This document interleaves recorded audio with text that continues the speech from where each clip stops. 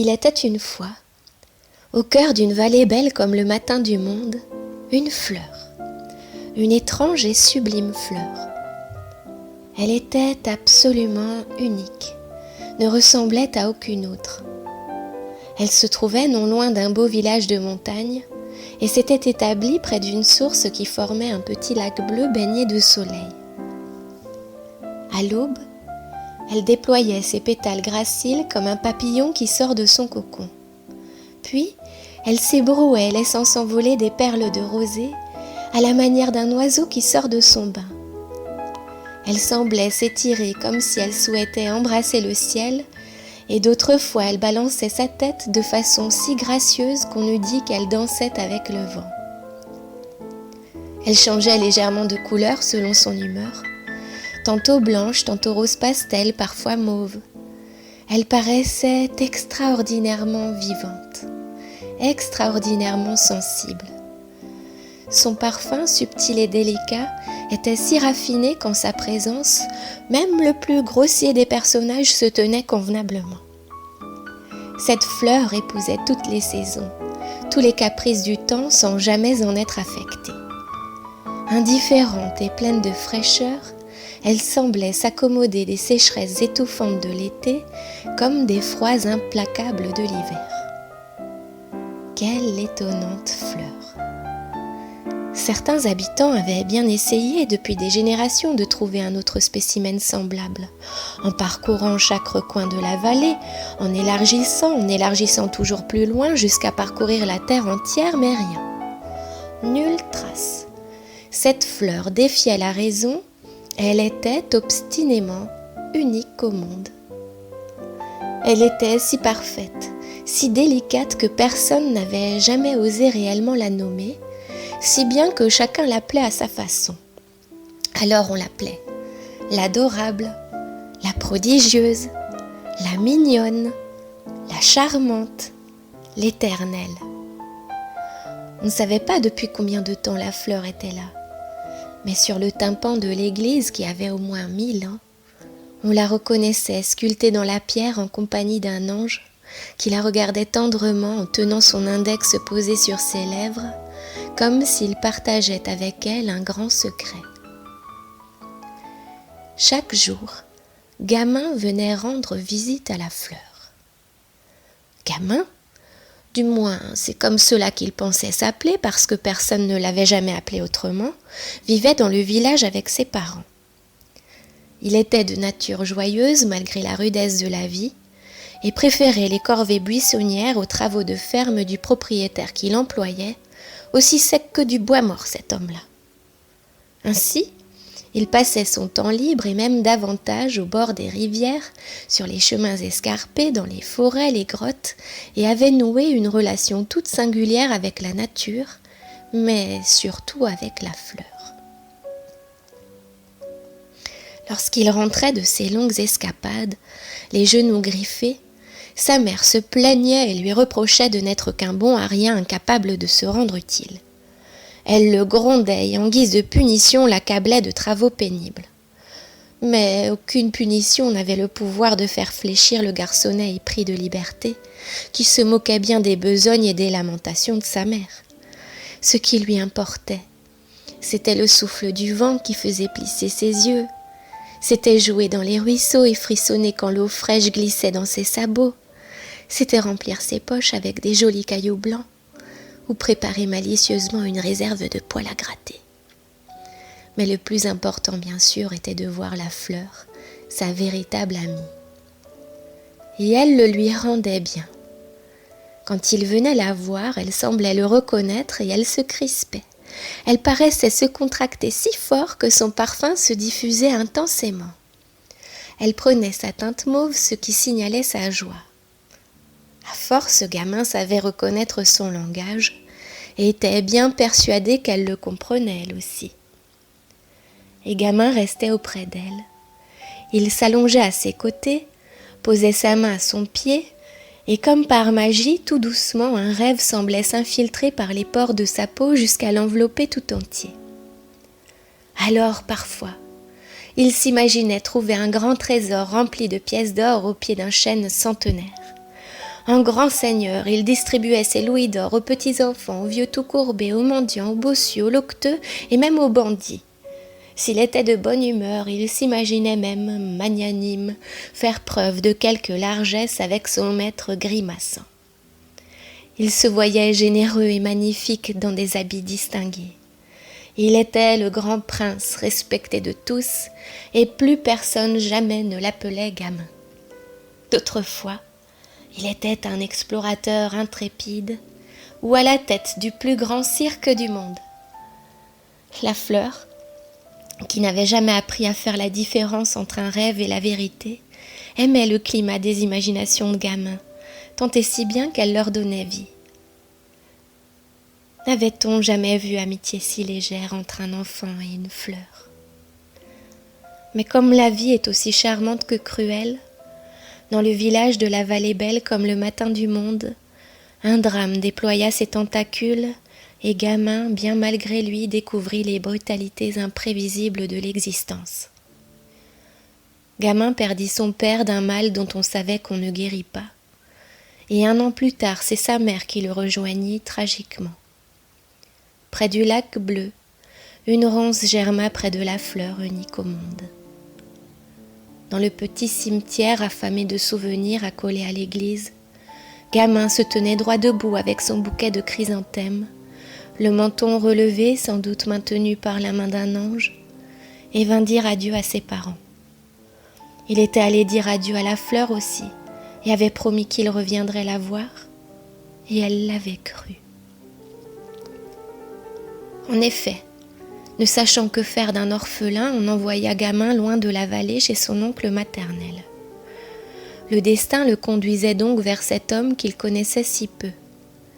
Mais l'homme était bon et il apprit auprès de lui le métier de charpentier, ce qui lui plaisait beaucoup car Gamin aimait le bois et assembler les poutres qui sentaient bon la forêt. De là-haut, sur les toits, perché comme un agile funambule, il rêvait d'une construction si haute qu'un jour il pourrait toucher le ciel. On disait de lui que c'est un bon petit gars, le gamin. Il avait grandi aussi et était devenu un beau jeune homme.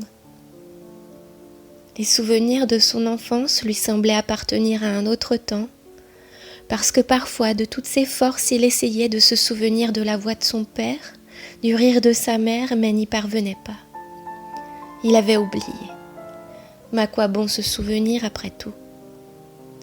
Un matin, un cortège de maîtres charpentiers arriva au village. Ils cherchaient dans la forêt toute proche les meilleures essences de bois pour achever leur grande construction. Gamin vint à leur rencontre et les accueillit. Il les guida plusieurs jours vers les plus grands chênes et leur posait 1000 questions sur le métier. En guise de reconnaissance et pressentant les qualités du jeune artisan, les charpentiers proposèrent à Gamin de l'emmener avec eux pour se perfectionner sur le chantier de leur grand édifice. Quelle joie! Il allait voyager et apprendre les secrets du métier avec la bénédiction de son oncle de surcroît. Il partit donc pour sa première grande aventure dans une ville immense et grouillante de vie où se tenait une majestueuse cathédrale en voie d'être achevée. Le grand jour arriva. À la vue du monument dont il s'approchait de plus en plus, Gamin ressentit pour la première fois de sa vie la sensation de vertige.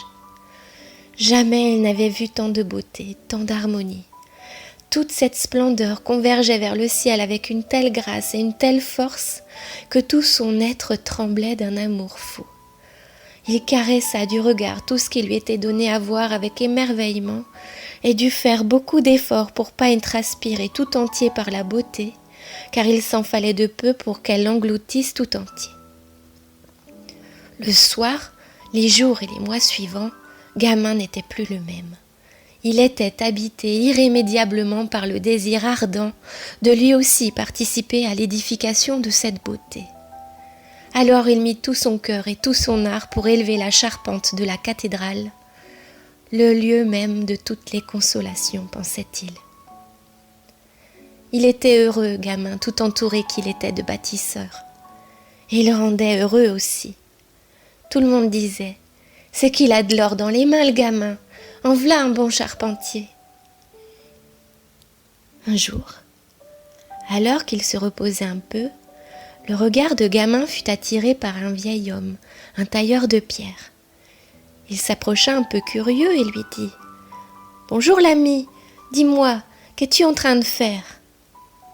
Et l'homme releva la tête, plongea longuement ses yeux brillants dans le regard de Gamin, avant de lui répondre en caressant sa barbe. « Ah, c'est que je sculpte une fleur, le Gamin. Mais tu vois, je me creuse la tête, parce que je voudrais pas que ce soit une fleur habituelle pour un lieu aussi beau. Comment te dire ? Je voudrais que ma fleur, on la reconnaisse entre mille. Disons, en fait, je voudrais sculpter une fleur unique, tu comprends ? » À ces mots, Gamin fut saisi d'une émotion soudaine et intense. Subitement lui revint le souvenir de la fleur et avec lui les images verdoyantes de son enfance, de ses rêves.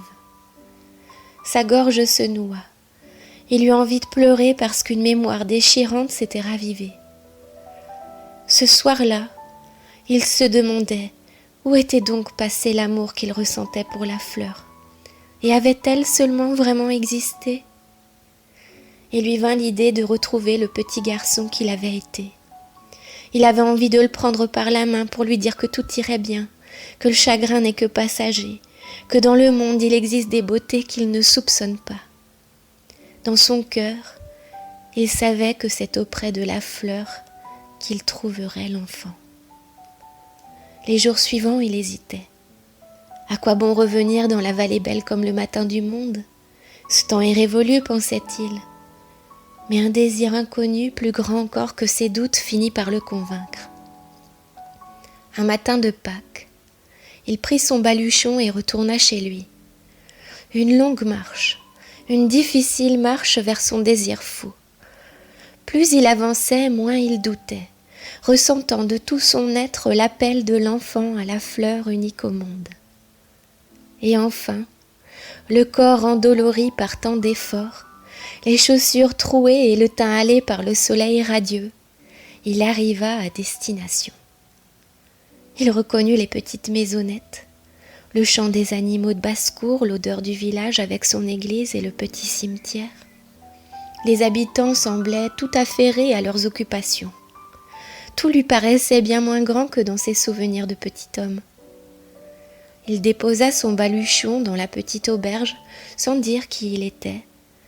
Il se rafraîchit le visage et enfila un habit propre. Il commanda une soupe et du pain de seigle qu'il savoura lentement. Et il se leva. Il prit le sentier, celui qui mène au lac bleu. Conscient de la fragilité de l'instant, il avançait tout doucement, tout délicatement, tout frémissant. Il ne fallait pas effrayer l'enfant, pensait-il. Et soudain, il reconnut le parfum. Il s'approcha encore, trouva le petit lac bleu, mais pas la fleur. Elle était là pourtant, il l'apercevait. Elle devait être sous les ronces. Et il la chercha. Elle était là, il en était sûr. Il dégageait les broussailles qui le griffaient rudement, mais à cet instant, il ne ressentait plus la douleur. Il était tout entier à sa quête quand soudain elle apparut. La voilà! Il se trouva nez à nez avec elle. Libérée, elle sembla prendre une grande inspiration. Elle prit sa teinte mauve comme si elle souriait radieusement, et s'ébroua comme un petit moineau qui sort de son bain. Elle était si vivante, si intacte. Gamin posa sa joue contre elle en fermant les yeux, et il rêva qu'il était à la tête du plus grand cirque du monde. Gamin riait, et il reposa sa tête contre la petite fleur unique au monde. Il se vit cette fois, lui, l'équilibriste, fort et agile sur les toits de la plus belle et la plus haute cathédrale du monde. Mais soudain, un bruit le sortit de son rêve. Un enfant se tenait là, un petit garçon aux cheveux ébouriffés et aux grands yeux noirs, qui devait avoir peut-être 8 ans et qui l'observait sans rien dire. L'enfant regarda Gamin puis la fleur et dit « Bonjour monsieur, quelle belle fleur, je n'en ai jamais vu de pareille. » Gamin dévisagea l'enfant et lui sourit ému. « Bonjour petit, Approche-toi, je vais te présenter la fleur, tu verras, elle est très spéciale. Je vais te montrer. Mets ta main là contre son pied et ferme les yeux. Le soir dans son lit, Gamin était heureux. À travers la fenêtre, il regardait la lune. Et dans son cœur, il lui dit « Quelle belle journée ! Tu sais quoi, la lune ? Aujourd'hui, pour la première fois, on m'a appelé Monsieur. »